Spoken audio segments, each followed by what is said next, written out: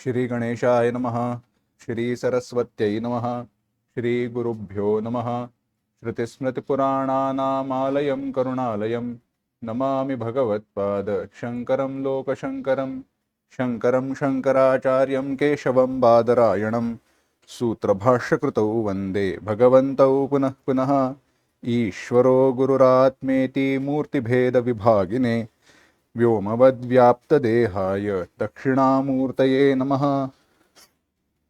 योऽन्तः प्रविश्य मम वाचमिमां प्रसुप्तां सञ्जीवयत्यखिलशक्तिधरस्वधाम्ना अन्यांश हस्तचरणश्रवणत्वगादीन् प्राणान् नमो भगवते पुरुषाय तुभ्यम्।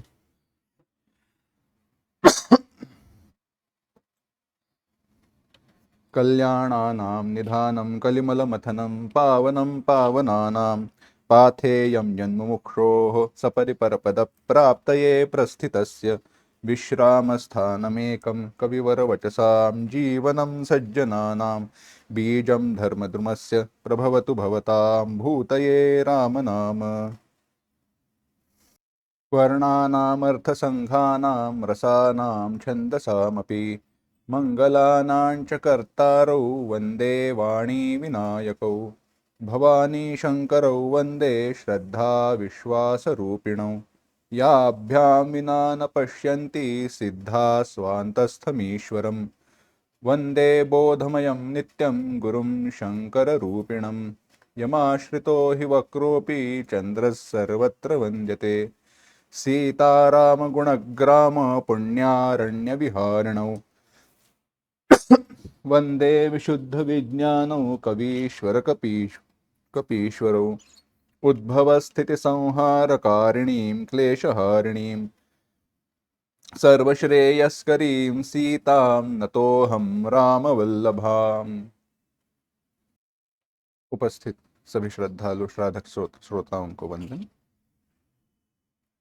गोस्वामी तुलसीदास जी की चरणों में वंदन। इसी प्रणाम के साथ आज के चिंतन को प्रारंभ करते हैं। देख रहे थे हम नारद जी की कथा। विचार ऐसे हुआ कि प्रभु श्री राम जी के अवतार का कारण क्या है, किस कारण भगवान अवतार धारण करते हैं, यह तो हमने देखा। कहा गया सभी पुराणों में शास्त्रों में यही कहा गया है कि भगवान अवतार धारण करते हैं। तो किस हेतु से धारण करते हैं, तो कहा गया भगवान धारण अवतार अगर करते हैं तो उसका कारण है यदा यदा हि धर्मस्य ग्लानिर्भवति भारत अभ्युत्थानम धर्मस्य तदात्मानं सृजाम्यहम् परित्राणाय साधूनां विनाशाय च दुष्कृतां धर्म संस्थापनार्थाय संभवामि युगे युगे। अन्यत्र कहा गया संभवामि आत्म मायया, अपनी माया के द्वारा मैं संभव होता हूं, प्रकट होता हूं। संभवामि आत्म मायया, मैं अपनी माया से, माया के द्वारा प्रकट होता हूं। तो प्रकट कैसे होते हैं इत्यादि का विचार स्वतंत्र है, परंतु भगवान ने जो यहाँ पे कारण दिए हैं जिसका विस्तार से हमने चिंतन पिछली पाठ में, पिछले चिंतन के वक्त किया था, पिछले चिंतन में देखा था, उसका एक बार परामर्श लेते हैं, एक बार उसको देखते हैं और आगे कथा के आगे बढ़ते हैं। भगवान ने जो कारण दिए हैं उसमें अनुयोगी और प्रतियोगी, यानी जो कारण का विभाग करे तो किस कुछ करने के लिए और कुछ विनाश के लिए, इस प्रकार से अगर विभाग करे तो कहा यदा यदा हि धर्मस्य ग्लानिर्भवति अभ्युत्थानम अधर्मस्य भवति, यानी धर्म की ग्लानि होती है, धर्म के द्वारा आचरण करने वाले लोग कम होते हैं और अधर्म की वृद्धि होती है। धर्म के द्वारा आचरण करने वाले लोग कम होते हैं, इसका विचार विस्तार करते समय हमने अलग अलग विचार देखे थे, अलग अलग प्रकार से चिंतन किया था। उसमें एक चिंतन यह है कि धर्म क्या है और अधर्म क्या है, इसके बारे में विवेक विमूढ़ हो गए हैं लोग। योग्य क्या है अयोग्य क्या है यह समझने की बुद्धि जो है, प्रज्ञा जो है, वह कम हो गई।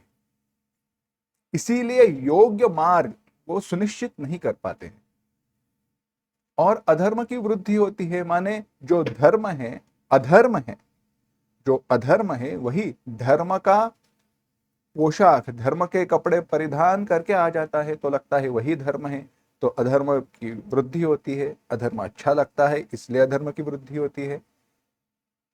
तो यदा यदा ही धर्मस्य ग्लानिर्भवति अभ्युत्थानमधर्मस्य तदात्मानं सृजाम्यहम्। तो करते क्या है वह? परित्राणाय साधूनाम, साधुओं की रक्षा के लिए,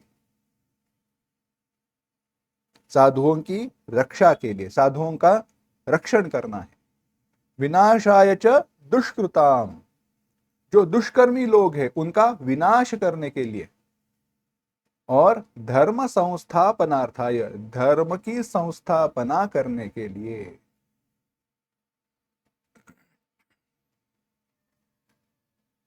बहुत विस्तार है यहां पर। एक संदर्भ उसका स्मरण हुआ है इसलिए कह देता हूं और विलंब नहीं करूंगा। परंतु भगवत गीता में अन्यत्र भगवान ने कहा है साधुरेव समंतव्यः सम्यक व्यवसितो ही सः। बड़ा सुंदर चिंतन किया है। अपि चेत् सुदुराचारः भजते माम अनन्य भाग साधुरेव समंतव्यः सम्यक व्यवसितो ही सः। इसका अगर विचार करें तो पहले तो ऐसे लगता है भगवान यह क्या कह रहे हैं, कोई दुराचारी है, दुष्कर्म करने में पहला है। अपि चेत् सुदुराचारः माम अनन्य भाग भजते, यह जो बात है यह अत्यंत महत्वपूर्ण है। अनन्य भाग, अनन्य भाव से मुझे शरण आता है और मेरा भजन करता है। अनन्य भाव ढोंग पाखंड नहीं है। उसे क्या समझना है? साधुरेव समंतव्य सम्यक व्यवस्थित है, उसे अच्छा ही समझना चाहिए, वह योग्य ही है, साधु पुरुष है। साक्षात उदाहरण तो वाल्मीकि महर्षि जी का किया जाता है, परंतु इसका विचार विस्तार क्यों बताया, इसका उत्तर अगर हमें चाहिए, इसका समाधान चाहिए, तो जो हमने अभी विचार किया है उसमें देखना है। बात सही है, वह पाप कर्म कर रहा था, क्या उसे उसके पाप कर्मों का फल उसे मिलना चाहिए? उसने किए हुए पाप कर्मों का जरूर मिलेगा। परंतु जब वह सत्य की मार्ग पर, धर्म की मार्ग पर आ रहा है तो वह धर्म के मार्ग पर रहे, इसका ख्याल रखना चाहिए, उसे उस मार्ग पर बनाए रखना कर्तव्य है। इसीलिए भगवान कह रहे साधुरेव स मंतव्य, वह साधु है। और भी विस्तार है, उसके अंतःकरण का विचार है, वह विस्तार नहीं करूंगा। आगे बढ़ते हैं। यह सारा विचार कहने के बाद भगवान के अवतार का कारण, भगवान के अवतार के कारण का हमने विचार किया। योग्य क्या है अयोग्य क्या है समझ हो गई है, भूल हो गई है, समझ नहीं पा रहे हैं, अधर्म बढ़ रहा है, तो अपने भक्तों की रक्षा के लिए, जो साधु है उनकी रक्षा के लिए, और दुष्कर्मी जो लोग हैं उनके विनाश के लिए भगवान अवतार धारण करते हैं। तो अब बात आती है नारद महर्षि जी की। नारद महर्षि जी तपश्चर्या के लिए बैठ गए, और कोई तपश्चर्या को आरंभ करे तो पहले अगर किसको दुख होता है तो वह है भगवान इंद्र। अभी इंद्र भगवान को दुख होने की क्या आवश्यकता है, वे तो बैठे हैं, वहां तक कौन पहुंचने वाला है, परंतु उनको दुख होता है क्योंकि उनको डर लगता है ये तपश्चर्या करके यहाँ पर आए और मेरे गद्दी पर बैठ जाए तो। अपने गद्दी का दुख तो है ही सबको संभालने का, छूट ना जाए। तो वह क्या करता है, वह कामदेव अप्सराएं इनको भेज देता है तपश्चर्या भंग करने के लिए। अप्सराएं आई, कामदेव आया, परंतु देवर्षि नारद टस से मस नहीं, उनकी तपश्चर्या पूर्ण हुई। सभी लोगों ने उनका कौतुक किया, सराहना की, आपका वैराग्य कितना सुंदर है, आपका वैराग्य कितना प्रबल है। यह उनका आखिरी अस्त्र था। जो कामदेव था ना, यह उनका आखिरी अस्त्र था। जाते जाते सराहना की, कौतुक किया और चले गए। अब देखो बात ऐसी है, जो हमने देखा था, कोई हमारा कौतुक करे पर वहां पे देखने वाला कोई ना हो, सुनने वाला कोई ना हो, तो क्या वह कौतुक है? समझो, कोई बड़े व्यक्ति है, श्रेष्ठ व्यक्ति है,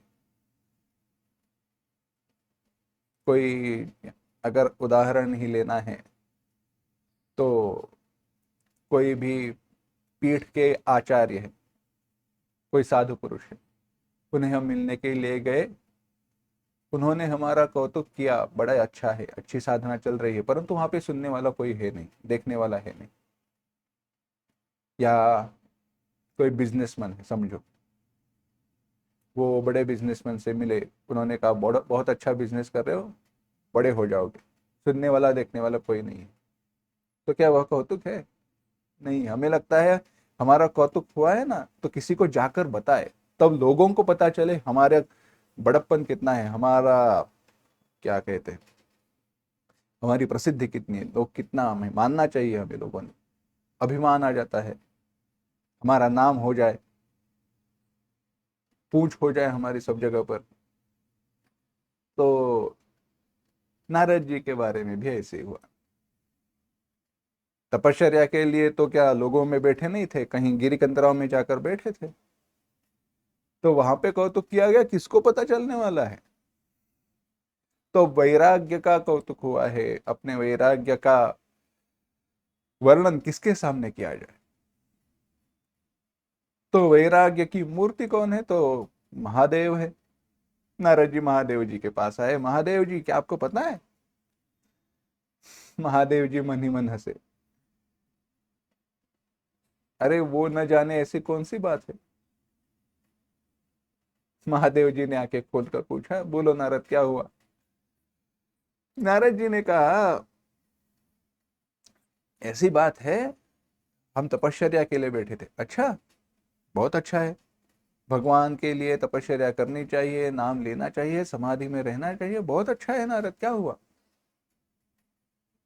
नारद ने कहा, हम तपश्चर्या के लिए बैठ गए तो इंद्र ने अप्सराओं को भेजा, कामदेव को भेजा, परंतु हमारी समाधि भंग नहीं हुई, अच्छे से हम समाधि में ही रहे, बिल्कुल उनका परिणाम मुझ पर नहीं हुआ। भगवान शिव जी ने कहा, नारद बड़ी अच्छी बात है, परंतु एक बात करना, यह जो तुमने मुझसे कहा है ना, वो बात भगवान विष्णु जी को जाकर मत कहना, बस।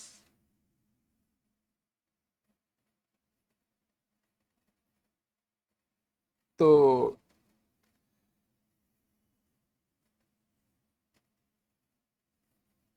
संबुदीन उपदेश हित, नहीं नारद ही सुहान, भरद्वाज कौतुक सुनहु हरि इच्छा बलवान। 127वें दोहे में भलाई की ही बात बताई थी, उपदेश तो भलाई का किया था महादेव जी ने नारद को, परंतु आते अच्छे वक्त तो अच्छी बात सुहाती, वरना बहुत समझाने पर नहीं समझ में आती। याज्ञवल्क्य भरद्वाज जी से कह रहे, भरद्वाज सुनो, क्योंकि वहां ओरिजिनल कथा वहां पे है। तो याज्ञवल्क्य जी ने भगवान भरद्वाज जी से कहा, सुनो, हरि इच्छा बलवान, भगवान की जो इच्छा है वही बलवान है, राम की न चाही सोई होई, करे अन्यथा से नहीं कोई। भगवान जो चाहते हैं वही होता है, अन्यथा करे, कर पाए ऐसा कोई नहीं है, भगवान की इच्छा के विरुद्ध कोई जा नहीं सकता। हाँ, तो हुआ वैसे ही, नारद जी को अभिमान हो गया था, वैराग्य तो चला गया, वैराग्य माने राग चला गया, वैराग्य तो आया परंतु अभिमान लेकर आया, और ऐसा वैराग्य किसी काम का नहीं होता। वैराग्य के साथ, वैराग्य ही क्या, कोई भी गुण हो, सद्गुण हो, उस सद्गुण के साथ अभिमान रहे तो वह सद्गुण दुर्गुण में परिवर्तित हो जाता है। वह सद्गुण दुर्गुण में परिवर्तित हो जाता है। फेमस आपने सुना रहेगा बहुत जगह पर, ये डायलॉग समझो या ये वाक्य समझो, बहुत बार दोहराया गया है। मैं कर सकता हूं यह आत्मविश्वास है, मैं कर सकता हूं यह आत्मविश्वास है, परंतु मैं ही कर सकता हूं यह दुराभिमान है, ओवर कॉन्फिडेंस।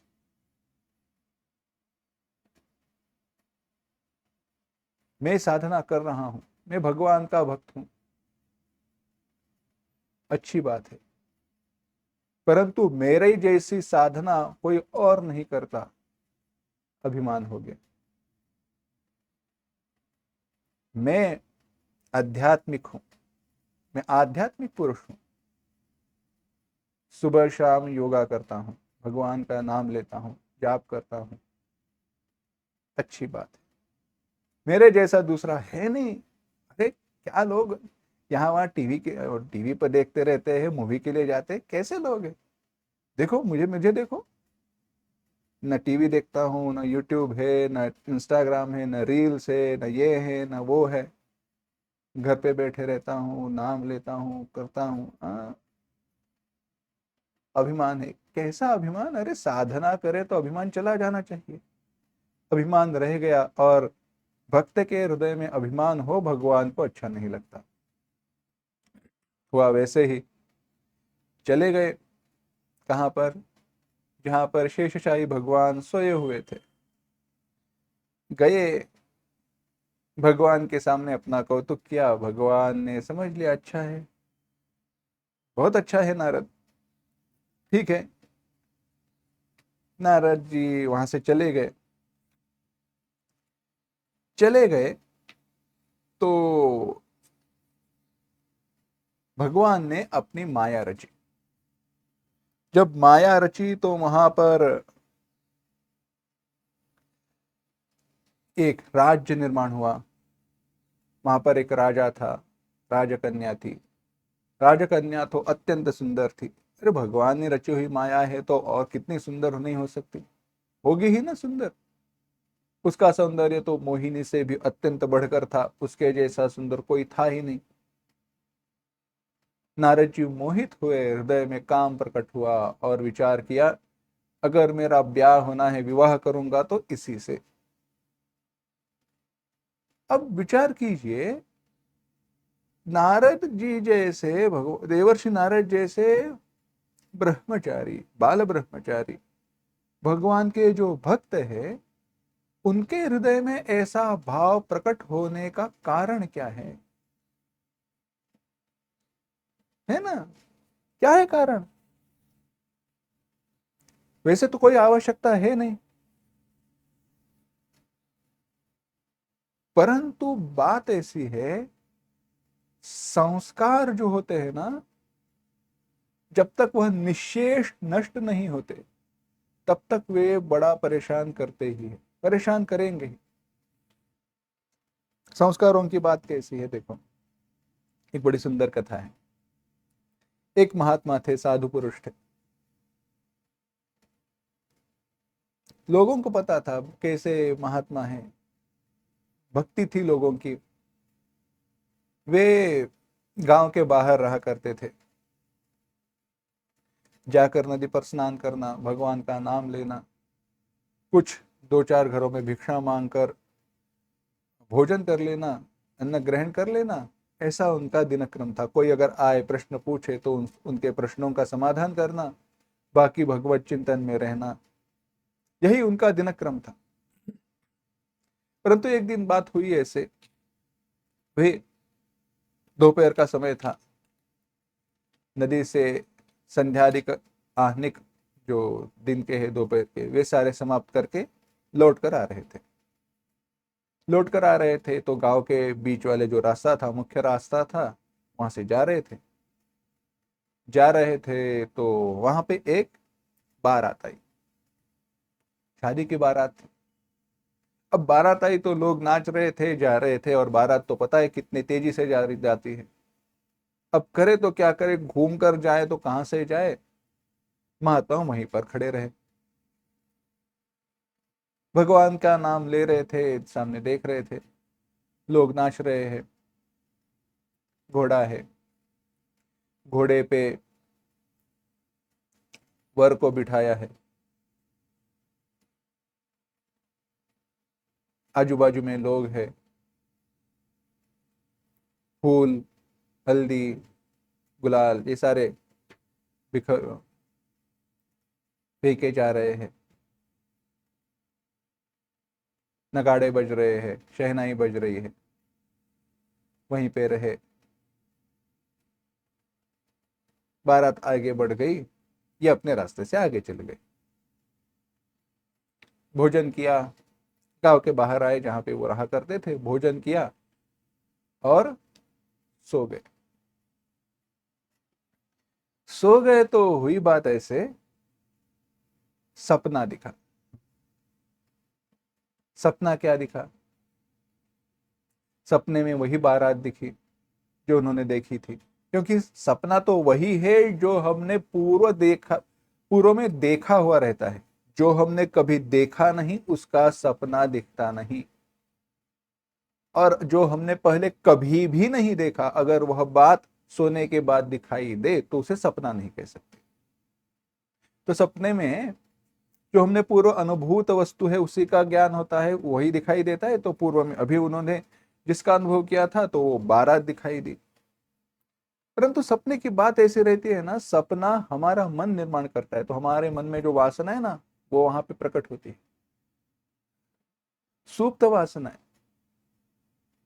तो महात्मा जी वहां पर सपना देखने लगे। सपने में उन्होंने उस जो नवरदेव जी थे,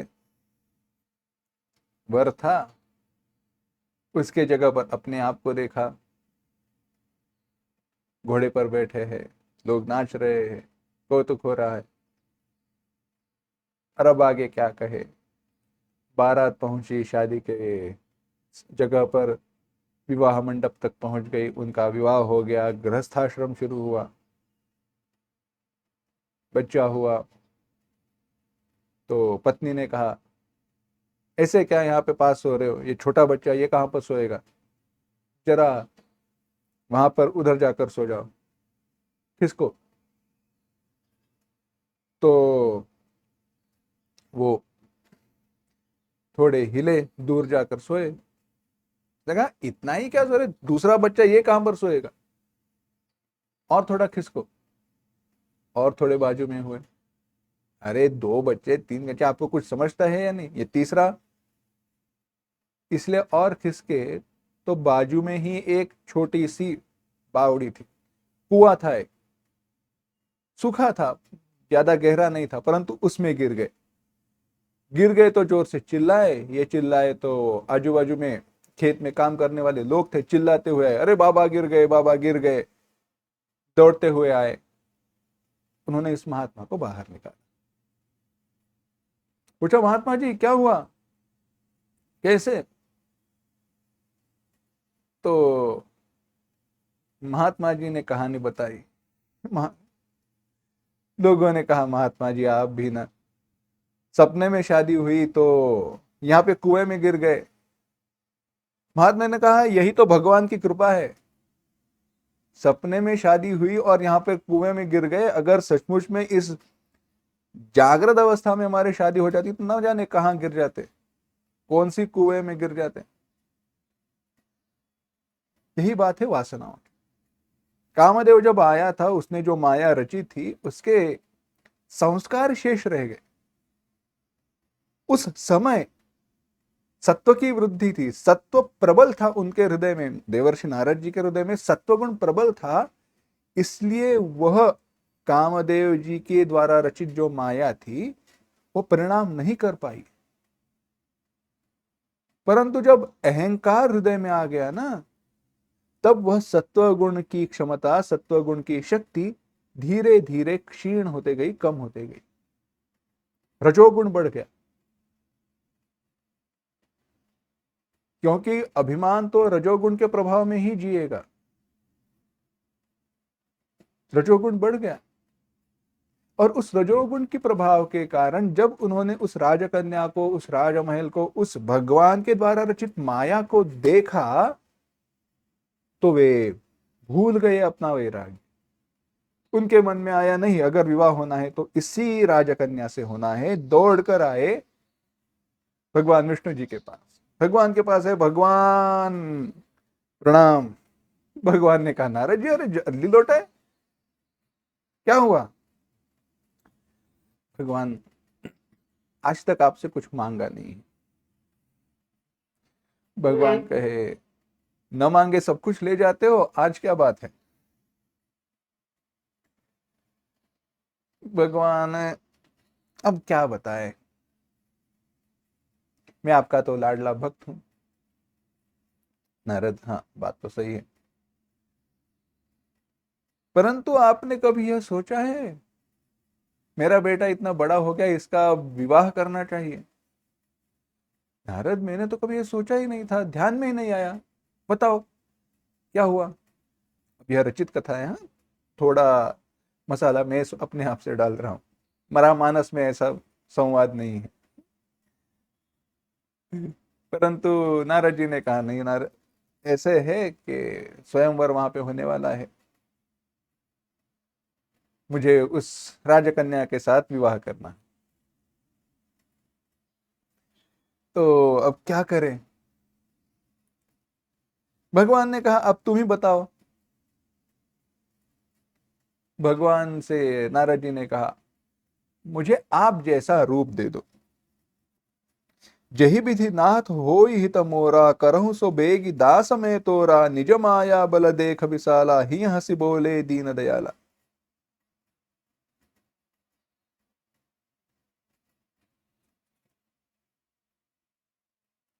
मेरा जिस कारण हित हो, ऐसे आप करो।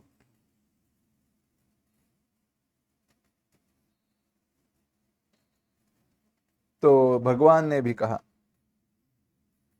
हाँ, आपन रूप देहु प्रभु मोहि, 131वां दोहा है, उसके नीचे चौपाई आई है, आपन रूप देहु प्रभु मोहि, आन भांति नहीं पावो ओहि। आप अपना रूप मुझे दीजिए, और किसी प्रकार से मैं उस राजकन्या की प्राप्ति कर नहीं सकता। आप हरि है, और आप जैसा रूप मुझे दे दीजिए। मैं तुम्हारा दास हूं, मैं तुम्हारा भक्त हूं, मेरा कल्याण कीजिए। भगवान मन ही मन हंसे, अरे मेरी माया की शक्ति भी कैसी है। वैराग्य की बात करते हुए चले गए थे, विवाह की बात करने के लिए आ गए हैं। परंतु भगवान ने वही किया जो योग्य है। जैसे वैद्य कुपथ्य नहीं बताता, कुपथ मागर जो व्याकुल रोगी, बैदन दे सुनहु मुहि जोगी, एहि बिधि हित तुम्हार में ठयहु, कही अस अंतर हित प्रभु भयहु। नारद सुनो, रोग के कारण अगर रोगी वैद्य से कुपथ्य मांगे तो भी जैसे दिया नहीं जाता, वैसे ही मैं तुम्हें कुपथ्य नहीं दूंगा, परंतु मैंने तुम्हारा हित करने की ठान ली है। ऐसे कहकर भगवान अंतर्धान हो गए, वहां से चले गए। नारद जी तो माया के वश हो गए थे, तो वो समझ नहीं पाए अर्थ, कहने की बात क्या है वो समझ नहीं पाए, और वहां से आगे चले गए। तो कहानी का विस्तार किया जाता है, नारद जी ने हरि रूप मांगा था, और हरि रूप माने, हरि एक शब्द का एक अर्थ है सिंह, और दूसरा अर्थ है वानर, कपि। तो उनका चेहरा बंदर जैसा हो गया था, परंतु वे स्वयं उसको समझ नहीं पाए। वे कुरूप हो गए थे, वहां पर कुरूप हो गए, वहां पर आ गए। देखो कैसी विलक्षण बात है, कैसी विलक्षण बात है। एक भगवान का भक्त है जिसे हरि रूप मिला है परंतु कुरूप है, और एक भगवान का भक्त है जो हरि रूप है परंतु सुंदर है।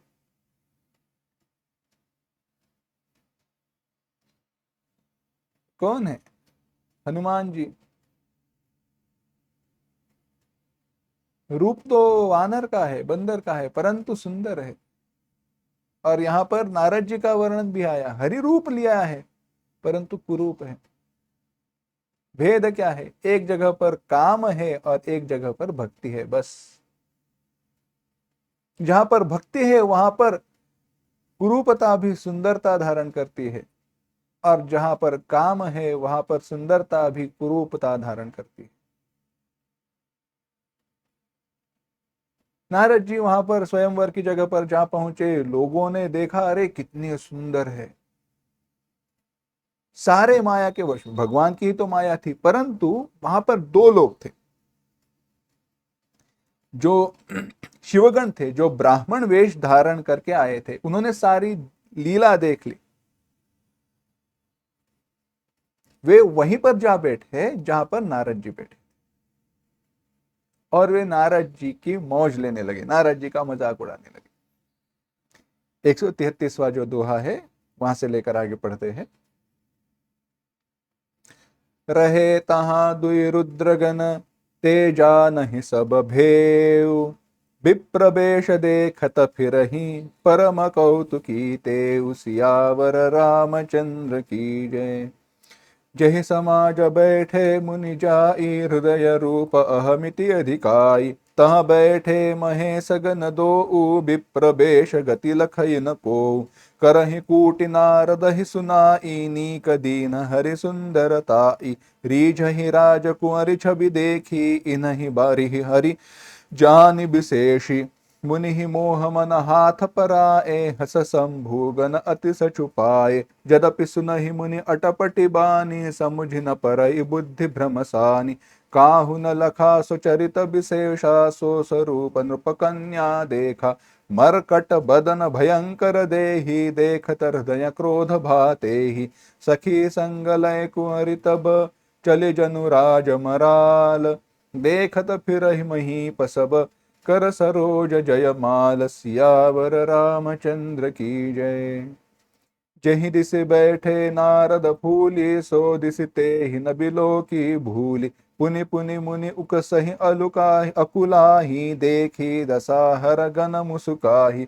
धरि नृप तनु तह गय उकृपाला, कुंवर हर्ष में लेउ जयमाला। दुलहिनी लय गे लच्छी निवासा, नृप समाज सब भय उनिरासा। मुनि अति बिकल मोहि मति नाठी, मनि गिर गई छूटी जनु गाठी। तब हर गन बोले मुसुकाई, निज मुख मुकुर बिलो कहूँ जाई। अस कही दो उभागे भय भारी, बदन दीख मुनि बारी निहारी। बेशु बिलो की क्रोध अति बाढ़ा, तिनहि सराप दीन अति गाढ़ा। हो निसाचर जाय तुम, कपटी पापी दो। हसेहु हम ही सोलेहु फल, बहुरि हसेहु मुनि को। सियावर रामचंद्र की जय। तो वहां पर शिवगण आकर बैठे थे, ब्राह्मण का वेश धारण किया था उन्होंने, और वे सारी माया को देख रहे थे, जान रहे थे, सारी लीला देख रहे थे। जाकर वहां पर बैठे और नारद जी का मजाक उड़ाने लगे, परंतु मजाक भी कैसे? अरे देखा कितने सुंदर है, बहुत सुंदर है, ऐसे सुंदर व्यक्ति को तो हमने आज तक नहीं देखा है। क्या बताऊं तुम्हें, मैं जानता हूं राजकन्या तो इन्हें ही वरेगी, जयमाला तो इनके गले में ही पड़ने वाली है, बाकी राजाओं का तो कोई नाम भी नहीं लेगा। ऐसे ही आकर बैठे, कोई देखेगा नहीं, राजकन्या तो इनका ही वरण करेगी, देखना तुम। अरे तुम क्या कह रहे हो, मुझे भी पता है, मैं भी देख रहा हूं, इतने सुंदर है, देखो। अरे रे रे रे, ऐसा रूप किसी को नहीं मिलता, ऐसा रूप हमने कभी आज तक देखा नहीं। मानो हरि रूप है। सारे बोलने लगे और वहां पर अहंकार था नारद जी के हृदय में। तो सुनकर बड़ा गर्व हुआ, राजकन्या तो मेरे ही गले में माला डालेगी। बुद्धि में भ्रम था, इसीलिए जो व्यंगपूर्ण बातें थी ना वे समझ नहीं पाए। नारद जी बुद्धि में भ्रम था ना, अहंकार था, अहमिति, मैं, अभिमान था, तो वे बात समझ नहीं पाए। हुआ अब राजकन्या ने नारद जी का जो वह रूप देखा, मरकट भदन भयंकर दे, बंदर जैसा मुंह है, भयंकर शरीर है, राजकन्या ने जाना। और वो क्रोधित हुई, भय के मारे कांपने लगी, और जहां पर नारद जी बैठे थे वहां पे देखा भी।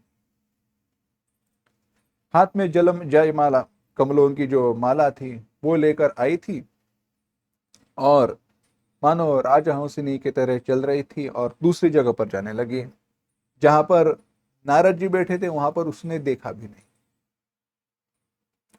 नारद जी को लगा उन्होंने मुझे देखा नहीं, इसीलिए नारद जी जहां पर बैठे थे वहां से उठकर जहां पर भी राजकन्या जा रही थी वहां पर जाकर बैठ गए।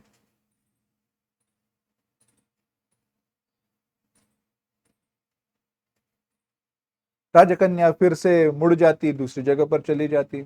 नारद जी वहां से उठकर जहां पर वो देख रहे थे वहां पर जाकर बैठ जाते। ऐसे होते रहा, और नारद जी के पीछे पीछे ये दोनों भी जा रहे थे, जाते रहे, बोलते रहे। नारद जी समझ नहीं पा रहे थे। उतने में हुआ ऐसे, धरि नृप तनु तह गयो कृपाला। परम कृपालु भगवान एक राजा नृप तनु धारण करके, राजा का शरीर धारण करके वहां पहुंचे। राजकुमारी ने हर्षित होकर उनके गले में जयमाला डाल दी, और लक्ष्मी निवासी भगवान उस दुल्हनी को लेकर, उस राजकन्या को लेकर अपने धाम चले गए। बाकी सारे राजा निराश हो गए, नारद जी भी निराश हुए। मोह के कारण उनकी बुद्धि नष्ट हुई थी, विकल हुई थी। वहां पर यह सब कुछ होने के बाद शिवगणों ने कहा, बदन निज मुख मुकुर बिलोक हो जाई। शिवगणों ने मुस्कुराकर उस नारद जी से कहा, दर्पण में, आईने में अपना मुंह तो देखो। निज मुख, अपना मुख, मुकुर, मुकुर माने दर्पण, बिलो कहीं जाए, जाकर अपना मुंह तो देखो। नारद जी गए, उन्होंने देखा, अरे ये तो बंदर का रूप है। बड़ा क्रोध आ गया। और देखो तब तक हुआ ऐसे था, वो दोनों जो शिवगण थे वो वहां से भाग गए थे, क्योंकि उनको पता था यहाँ पे रहना अब कठिन है, यहाँ पर रहे तो मर जाएंगे।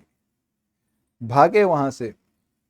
परंतु नारद जी ने वहां पर अपना मुंह देखा और उनका क्रोध बढ़ गया। उन्होंने जो शिवगण थे उनको अत्यंत कठोर श्राप दिया।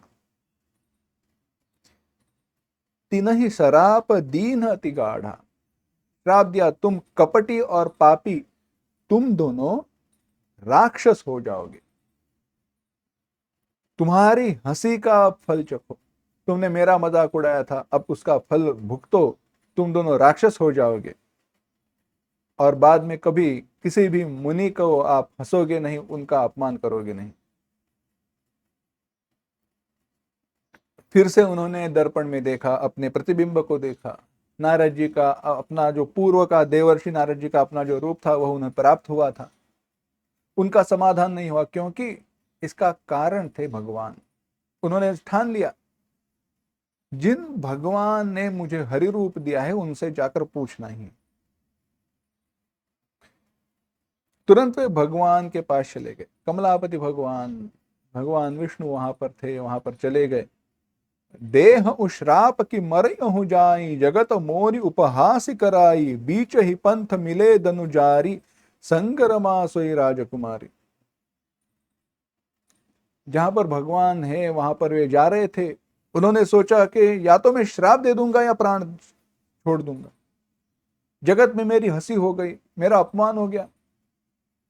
जा रहे थे तो रास्ते में भगवान मिले, साथ में उनके साथ राजकुमारी थी, और राजकुमारी स्वयं लक्ष्मी जी थी। और कौन हो सकती है। नारद जी वहां पर पहुंचे तो भगवान ने पूछा, देखो भगवान ने अगर किसी के अभिमान को नष्ट करने की ठान ली है ना, तो भगवान जैसे कोई है नहीं। अभी तक ऑपरेशन पूरा नहीं हुआ था, हुई बात कम है, यह सोचकर भगवान ने, जैसे ही नारद जी वहां पर आए, नारद जी से भगवान ने कहा, बोले मधुर बचन सुरसाई, मुनि कहीं चले बिकल की नाई, सुनत बचन उपजाति क्रोधा, माया बस न रहा मन बोधा। भगवान ने कहा, नारद ऐसे व्याकुल होकर कहां जा रहे हो, क्या हुआ। भगवान के यह शब्द जब नारद जी ने सुने, उन्हें बड़ा क्रोध आया। माया के कारण वे अपने क्रोध को कंट्रोल नहीं कर पाए, अपने वश नहीं कर पाए। और उन्होंने कहा, दूसरों की संपदा तुम्हारे द्वारा देखी नहीं जाती, दूसरों का भला तुम्हारे द्वारा देखा नहीं जाता, तुम्हारे में ईर्ष्या है, कपट है। ईर्ष्या कपट विशेषी, समुद्र मंथन के समय तुमने शिव जी को फंसाया, शिव जी को मूढ़ बनाया, देवताओं को प्रेरित करके शिव जी को हालाहल जो विष था उसका पान कराया, और अपने लिए लक्ष्मी जी को रख लिया है। कपटी हो आप। असुर सुरा विष शंकर ही आपुर मामन चारु, स्वार्थ साधक कुटिल तुम सदा कपट व्यवहार। देखो, अहंकार हृदय में प्रकट हो, क्रोध हृदय में प्रकट हो, माया के वश में हो, बुद्धि जब ठीक काम नहीं कर रही हो ना, जो हमने विचार किया था, अधर्म धर्म लगे, धर्म अधर्म लगे, बात यही है। नारद जी कह रहे तुम तो कपटी हो, भगवान से कह रहे तुमने क्या किया, समुद्र मंथन कराया। समुद्र मंथन करने वाले कौन थे। समुद्र मंथन करने वाले एक जगह पर दानव थे, राक्षस थे, एक जगह पर देवता थे। समुद्र मंथन में जो विष उत्पन्न हुआ, विष किसको मिला, विष भगवान शिव जी को दे दिया। जो मद्य उत्पन्न हुआ था, मदिरा उत्पन्न हुई थी, वो असुरों को दे दी। और सुंदर जो लक्ष्मी थी उसको अपने पास रख लिया है। कौस्तुभ मणि था, उसको अपने पास रख लिया है। तुम मतलबी हो, स्वार्थ साधक, अपना स्वार्थ देखने में एकदम कुशल हो, अपना भला हो यही तुम चाहते हो, दूसरा कुछ नहीं चाहते। तुम तो परम स्वतंत्र हो, तुम्हारे ऊपर कोई है नहीं, तुम्हें जैसे चाहिए वैसे तुम करते रहते हो, भले को बुरा कर देते हो, बुरे को भला कर देते हो। तुम्हारे हृदय में हर्ष विषाद कुछ नहीं आता, अच्छा बुरा तुम्हें कुछ नहीं है, कुछ सोचते नहीं हो। डह की परिचय सब काहू, अति असंक मन सदा उछाहू, कर्म शुभा शुभ तुम ही न बाधा, अब लगी तुम ही न काहू साधा। तुम अत्यंत निडर हो गए हो, लोगों को फंसा कर, क्योंकि तुम्हें बोलने वाला तो कोई है नहीं, तुम्हारे ऊपर कोई है नहीं। लोगों को ठगाने में ही तुम्हारा उत्साह रहता है। सारे अवतारों का चरित्र हमने देखा है, तुमको लोगों को ठगाना ही तुम करते हो, लोगों को फंसाना ही तुम्हें आता है। नारद जी क्रोधित हो गए थे, अब विवेक रहा नहीं था उनके मन में, उनके बुद्धि में, तुम्हें तो कर्म बाधा नहीं डाल सकता, कर्म के तुम परे हो, पाप पुण्य के तुम परे हो, तुमने आज तक किसी का ठीक नहीं किया है।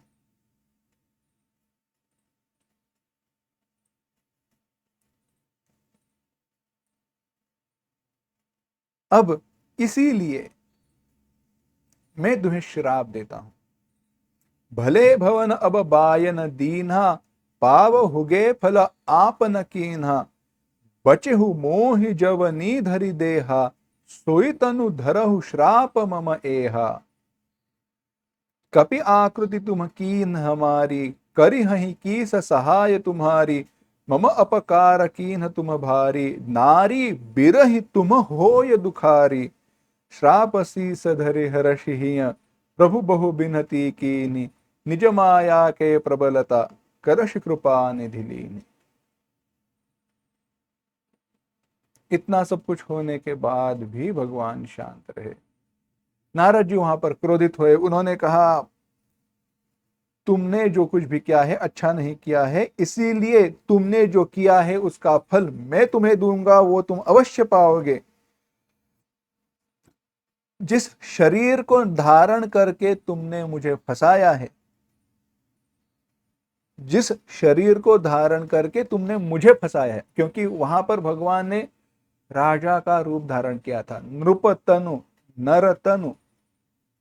अब ध्यान देकर बात सुनना। नारद जी ने श्राप क्या दिया है वह पहले बताता हूं। तुमने जिस रूप को धारण करके मुझे फंसाया है, वही शरीर तुम धारण करोगे। जो रूप मुझे दिया है वही रूप के लोगों की तुम्हें सहायता लेनी होगी। और जैसे मुझे पत्नी का, स्त्री का वियोग हुआ है, वैसे ही तुम्हें भी अपने पत्नी का वियोग सहना होगा। तुम भी स्त्री के वियोग में दुखी हो जाओगे। श्राप दे दिया। भगवान मुस्कुराए और भक्त के श्राप को भी भगवान अपने सर पर धारण करते। वही किया। श्राप शीस धरि हर्षिहिय, प्रभु बहु बिनती कीन्ही, निज माया के प्रबलता करश कृपा निधि लीन्ही।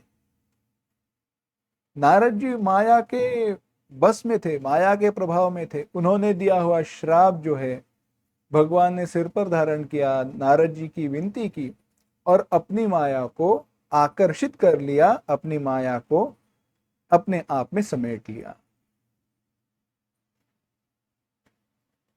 अब श्राप क्या दिया है देखो। नारद जी ने श्राप दे दिया, भगवान अब अभी यह जो नृपतनु, नरतनु, राजा का शरीर धारण करके तुम वहां पर स्वयंवर की जगह पर आए और राजकन्या को लेकर चले गए, वही रूप तुम्हें धारण करना हो।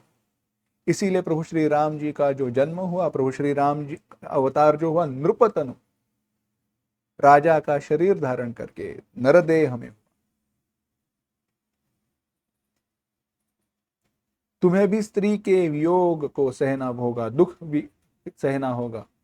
सीता के अपहरण की व्यवस्था वहां पर हो गई और कहा जो रूप मुझे दिया है उन्हीं की तुम्हें सहायता लेनी होगी। इसीलिए वानरों की सहायता सीता की खोज में और सीता को फिर से प्राप्त करने में उन्हें लेनी होगी। सीता मैया को प्राप्त करने में वानरों की सहायता ली गई। सारे अवतार की व्यवस्था ही करती भगवान ने। और जो दो राक्षस थे वही तो रावण और कुंभकर्ण हो गए। यह अन्य कल्प की कथा है, वही चल रही है। तो निज माया, अपनी माया को समेट लिया। नारद जी के श्राप को सर पर धारण किया भगवान ने। जब हरि माया, अब हुई ऐसी बात, पढ़ते हैं।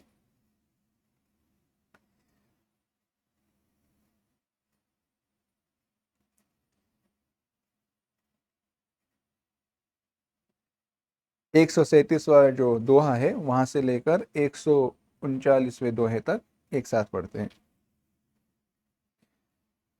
श्राप शीस धरि हर्षिय प्रभु बहु बिनती कीन्हि, निज माया के प्रबलता करषि कृपा निधि लीन्हि, सियावर रामचंद्र की जय।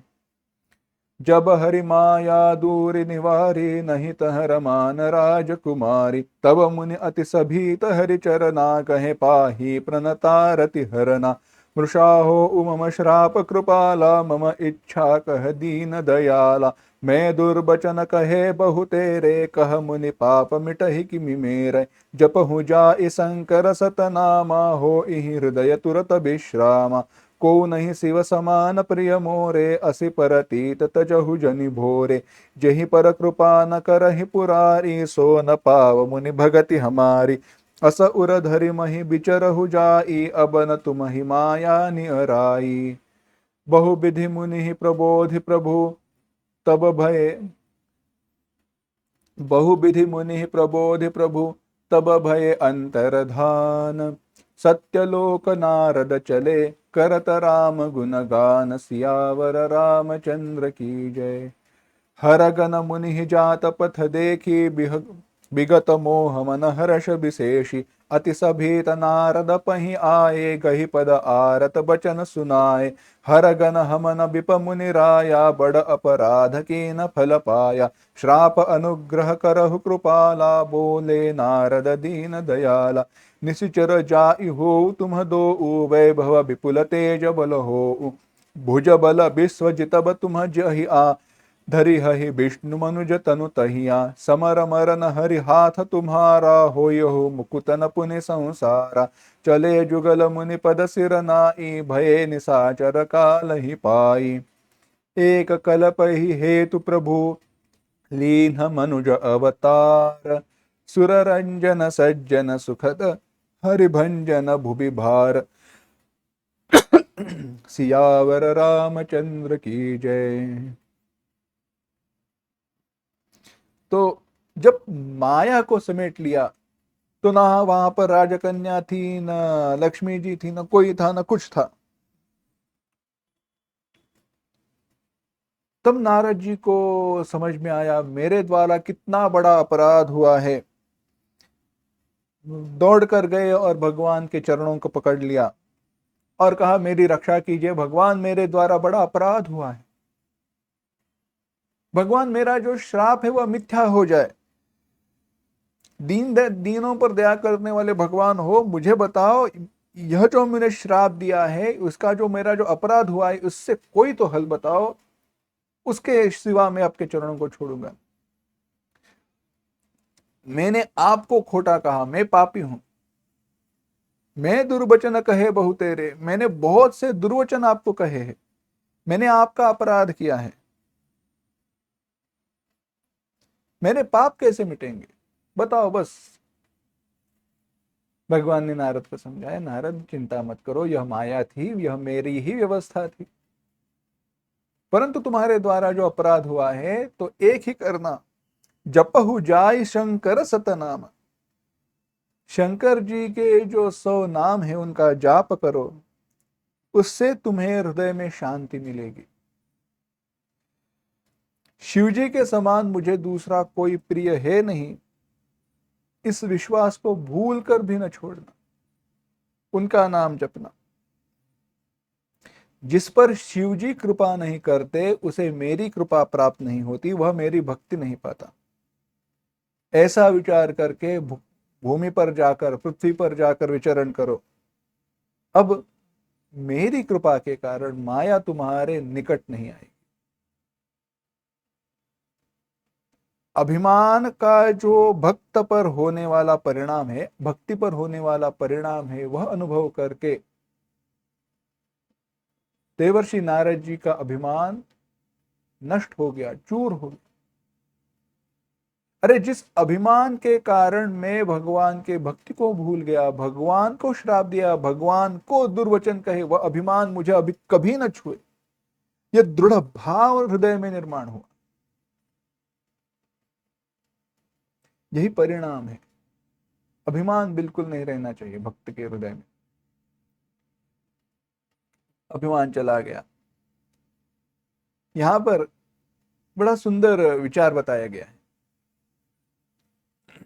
नारद, नारद, रद माने दांत, ना माने नहीं, ना माने नहीं, नारद, ना दांत, यानी जिसके मुंह में दांत न हो वह है नारद। इस दृष्टि से व्युत्पत्ति करके, इस दृष्टि से विचार बताकर, इस दृष्टि से अलंकारिक रूप धारण करके कहा नारद जी कैसे है, बच्चे हैं, छोटे हैं, तो विवाह में कैसे जाएंगे और वरण कैसे करेंगे। और वहां पर है कौन, जगत जननी माता लक्ष्मी जी है। हो नहीं सकता नारद, तुम तो अभी छोटे हो। यही बताने के लिए सारी मारा रची, ऐसे ही किसी ने वर्णन करके कहा है। अस्तु, नारद जी ने भगवान की बात सुनी, उनके हृदय को शांति प्राप्त हुई, प्रभु वहां से अंतर्धान हो गए और नारद जी सत्यलोक चले। नारद जी सत्यलोक जा रहे थे तो जो दो शिवगण थे उन्होंने देखा, दौड़ते हुए वहां पे आए और कहा मुनिवर आपका अपराध हुआ है, हम मानते हैं, परंतु हमारे द्वारा जो अपराध हुआ है उसके लिए आप ही मुझ पर, हम पर कृपा कीजिए, आप ही अनुग्रह कीजिए। अब तो सारी माया चली गई थी। नारद जी के हृदय में अभिमान था, अहंकार था, वो भी चला गया था। नारद जी तो स्वभाव से ही कृपालु है, तो उन्होंने उन दोनों से कहा मेरा श्राप तो अब मिथ्या हो नहीं सकता, परंतु तुम बड़े प्रबल, बलवान और विश्व विजयी हो जाओगे। तुम दोनों राक्षस होंगे ही, तुम राक्षस हो जाओगे, परंतु तुम्हारे पास महान ऐश्वर्य, तेज, बल, यह सब कुछ होगा। तुम जगत पर विजय प्राप्त करोगे और युद्ध में हरि माने भगवान की हाथों से तुम्हारी मृत्यु होगी, जिसके कारण तुम्हें मोक्ष मिलेगा, फिर से इस पृथ्वी पर आना नहीं होगा। यही युद्ध, समर मरण हरि हाथ तुम्हारा, युद्ध में हरि के हाथों से तुम्हारा मृत्यु होगा। हो ही मुकुत नपुनि संसारा, और फिर से जन्म नहीं होगा। चले जुगल मुनि पद सिर नाई, भये निशाचर काल ही पाई। वे दोनों मुनि के चरणों में सिर नवाकर चले और योग्य काल आने पर पृथ्वी पर राक्षसों के रूप में उन्होंने जन्म लिया। यह जो सारी कथा जो चल रही थी, कहां से आ रही थी, एक कल्प ही हेतु प्रभु लीन मनुज अवतार। इसी कारण मनुष्य रूप में भगवान ने देह धारण किया। भगवान अवतार धारण करते हैं, यह तो विचार हमने देखा, यदा यदा ही धर्म से सारा देखा, परंतु मनुष्य रूप में अवतार क्यों धारण किया। एक जगह पर हम देखते हैं वराह रूप धारण किया है, वामन रूप धारण किया है, मनुष्य रूप में भगवान ने जन्म क्यों लिया। यह जब प्रश्न पूछा गया था तो उसका उत्तर दिया, एक कल्प में जो कथा बताई जाती है, तो वहां पर हमने एक जालंधर की कथा कही थी, तो इस यहां पर कही गई नारद जी की कथा। नारद जी की श्राप के कारण जो दो शिवगण थे वो राक्षसों के रूप में आए, जो हुए, जो राक्षसों के रूप में, राक्षस कौन से हुए, रावण और कुंभकर्ण।